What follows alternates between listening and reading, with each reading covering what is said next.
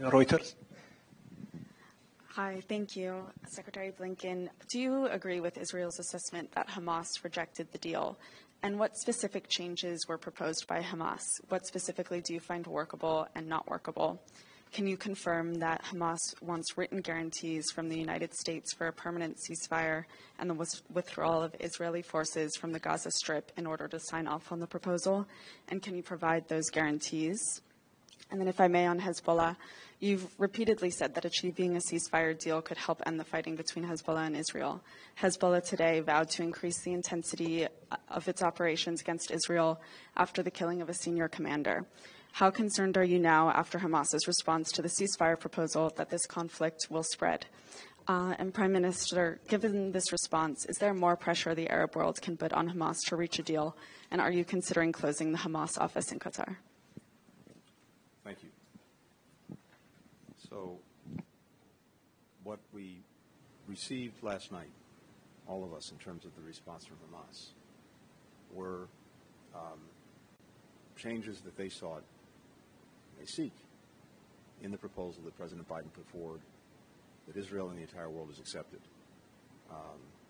So, the question is whether any of those changes that they have sought, they seek, are workable, bridgeable, or not. And I'm not going to obviously characterize or describe what they're looking for. All I can tell you, having gone over this with our colleagues, is that we believe that some of the requested changes are workable and some are not. And so we have to see on an urgent basis over the course of the coming days whether those gaps are bridgeable. Again, in a way that upholds the agreement, the proposal that President Biden puts on the table. Because again, this is not about changing fundamentals. It's about seeing if we can bridge the gaps that have been exposed by Hamas's response. And I can't tell you right now whether we'll succeed. I believe it's doable. I believe it's absolutely necessary to try our hardest to do it, but there's no guarantee. With regard to Lebanon and Hezbollah, look, we've said from day one our primary objectives is to prevent this conflict in Gaza, war in Gaza, from spreading, seeing escalation in the region, and we've been on that from day one.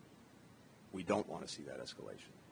And I think it's also safe to say that actually no one is looking to start a war, to have escalation.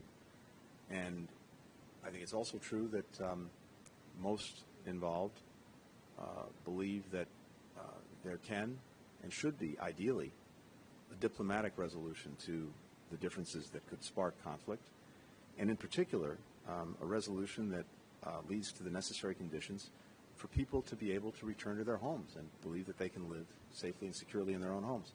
There are about 60,000 Israelis who've had to leave their homes in northern Israel because of the rocket attacks and the threat from Hezbollah. They have to be able to go home. There are people in southern Lebanon who've also had to leave their homes. They should be able to go home. So what I've heard from everyone concerned and others who are working on this for everyone concerned is there's a strong preference for a diplomatic solution. Now, there's no doubt in my mind that the best way also to empower a diplomatic solution to the north, Lebanon, is a resolution of the conflict in Gaza, getting the ceasefire. That will take a tremendous amount of pressure out of the system. It will take away a justification that Hezbollah has claimed for the attacks it's engaged in, and I think open a pathway to actually resolve this diplomatically. That's what we're determined to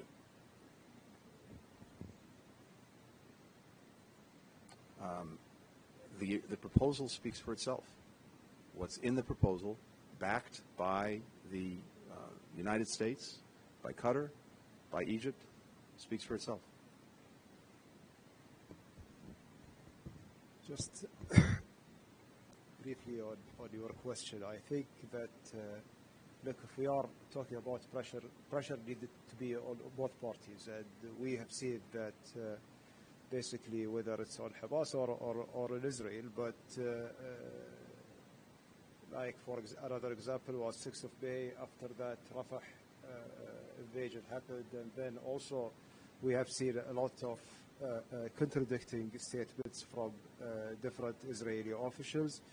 That also requires a lot of pressure on them as well as the other party. We believe as a mediator, we try our best to respect our role, to bridge the gaps and not to make judgments on one party over another. And our biggest concern is that it's taking too long to bridge these gaps. We need to get this to an end as soon as possible. That's what will remain our focus. Our focus is to put an end for this war, which took, I think it's the longest war that happened in Palestine. And this is something that no one can tolerate. The region cannot tolerate more instability. Regarding your question about Hamas office, we've been repeatedly mentioning this. Hamas office establishment in Doha being for a reason. This reason is for keeping the communication channel, and until now this reason is valid, and we are using this as a communication channel. Our interest as a country is to see peace and stability in the region. It doesn't mean that we are endorsing one party over another. Our policy is very clear in supporting the Palestinian people and their rights, but at the end of the day, we are a state, we are not a political party.